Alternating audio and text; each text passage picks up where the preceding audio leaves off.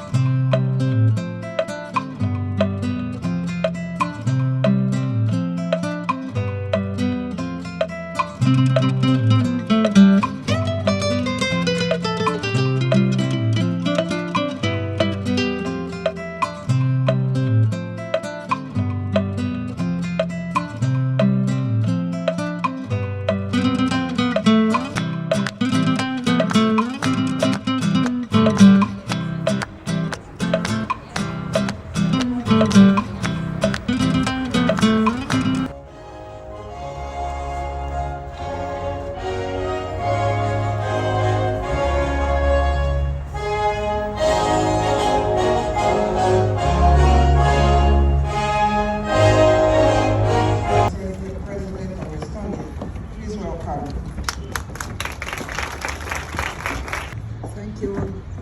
Ministers, sisters and brothers, please be seated. Indeed, I'm proud to be here in Kenya, and if you were looking at Red Tau's little show about how we sometimes treat Tisha, which has been created maybe with love, but maybe not with love, but fatigue, night hours worked in factories in countries where women are not paid very well for the work they're doing, then you might wonder how would then fashion look if we did it differently, taking care, patience and love. What I'm wearing is one of Red's creations.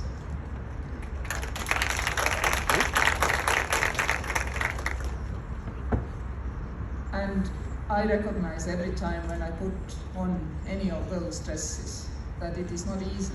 It's much easier. And I mean, I grew up under Soviet occupation where there was nothing in the shops, so we are pretty good seamstresses, all of us, Estonian women. I know it's easier to take a big piece of tissue, let your kisses run wild, and then simply, rapidly put something together. What Red is doing and what she's teaching with her projects. The whole Estonia and the whole world, and I hope also she will have followers here in Kenya. Bolt,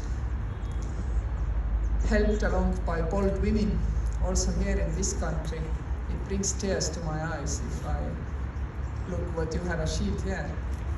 Because you know, many people in my country, including me myself, have grown up in the household of strong women. I grew up with my mother, grandmother. I was never told a girl cannot go hiking in the mountains or doing things like that. Because my grandmother had gone to university in the earlier part of 20th century into the legal faculty, which really was not welcoming girls at that time. And when they gathered in the student sorority, then the male student organizations tried to steal their collars, which they were proudly wearing, so they had to really be ready to stand up and fight for them. So in this kind of households, when you grow up, you don't know what it is, a glass ceiling. And then you grow up and you start noticing things are not quite right in this world. Because you see that, I mean, part of the population assumes you to carry out certain roles because you are a woman. And if you put them right, they don't even apologize. Because you have to understand that, I mean, even if you may be an honorable member of the court, but if you look like a translator, then of course you cannot be offended if they treat you, them thinking you are a translator, for example. Very common situation in the most developed parts of the world, where in the words we have absolutely no gender discrimination, and so on, so on. And then you grow up and you don't even have the vocabulary to describe it. Because we don't teach in the schools, in the curricula, the necessary vocabulary that all girls knew how to say and call out these kind of things which we know are conscious put-downs, conscious gender bias, but also the unconscious part of it. We need to train our younger generation to know these words, to communicate with each other openly about the problems which women face. Because if we can't even talk about it, how can we resolve the issues?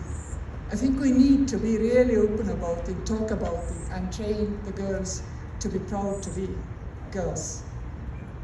And I know Mondo, when they are doing their work, they're also giving quite a lot of self-belief for very many women globally.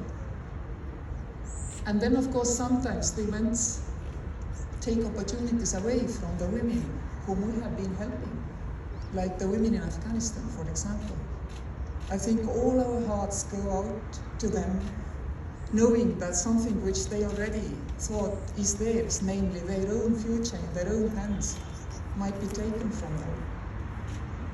We must not forget these women neither.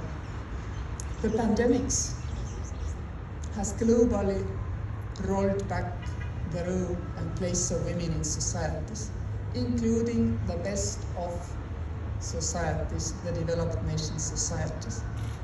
Everywhere women have lost slightly their place because, of course, I mean, when everybody stays home, then who cooks 3 times a day? Who works with the children for their homework? I mean, we all know the answer. But I think we need to also acknowledge that, I mean, if we only have this problem that we have to cook 3 times a day and help our kids with homework, we are extremely lucky. Many women globally have lost the chance to go to the doctor, to go to the midwife, to give birth. Many children have lost the chance to go to the school, including girls. And even before the pandemics, many girls had no chance to go to school, or if they went to school, sometimes they were risking with their health and life while going to the school. We have to speak about it. And I've also, because Secretary General Antonio Guterres asked me to take this role of a global advocate for women and children globally, I really will, for the next 2 years while I'm carrying this role, be even more straightforward in telling when things go wrong.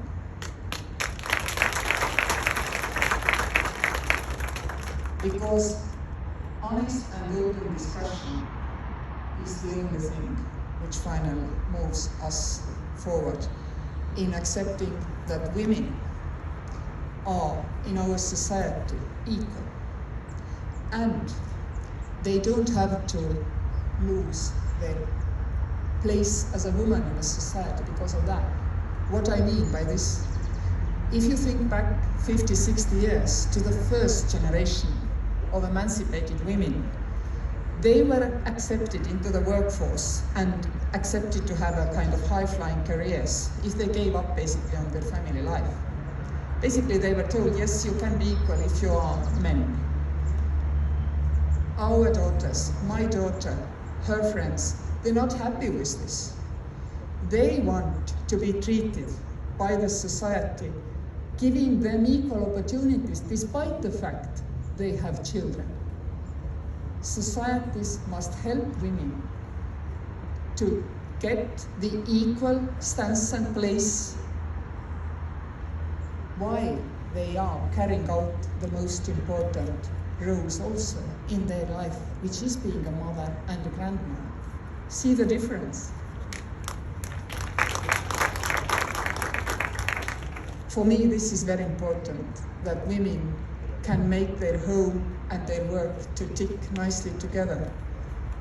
And also this means that men will have the pride and joy of seeing their children getting up in the morning, going to the bed, reading the bedside stories, going to meet the child from kindergarten, and so on, so on. So we are not wanting this for ourselves only. We are not polarizing the societies by our dreams and beliefs. What we are doing is we are making the life so much pleasant for everybody.